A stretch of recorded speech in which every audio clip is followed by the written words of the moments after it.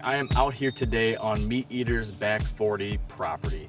And this project that we've been working on here in Michigan has been all about trying to transform a small piece of property into a wildlife paradise that is great for everything from bees to bucks to birds and everything in between.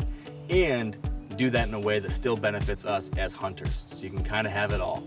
And a big part of that project has been trying to add food to the landscape. We've got a lot of old fields, but we've been having issues with invasive weeds. So this year what I'm doing now is measuring out exactly where we want the new and expanded food plots. So I can use the onX Hunt app to measure exactly what size any particular area is so I can get the right amount of seed. I can make sure if I have to use herbicide, I don't use more than necessary.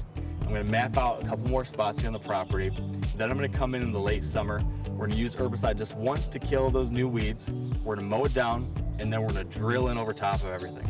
Now, as part of that goal of trying to benefit as many different things as possible, as well as the ground and the plants themselves, we've been trying to work with a new idea that's known as regenerative agriculture.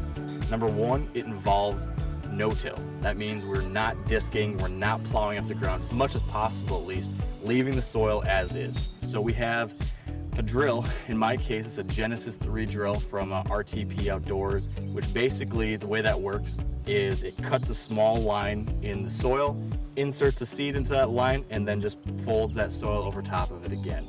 That allows you to keep the moisture in the ground rather than breaking it all up with that plow. It also keeps organic material on top of the ground, which then is how you create new soil. That stuff stays on top and then slowly biodegrades and continues to add nutrients into the ground. The next thing you're trying to do is reduce the use of herbicide or fertilizer. While we have to use some of that stuff on occasion, we're trying to keep it minimal. Now, all of these things also benefit from adding diversity. So in nature, you're not typically going to find a monoculture of just one species anywhere. Some of these plant species fix nitrogen into the ground. Some of these species need to take nitrogen out of the ground.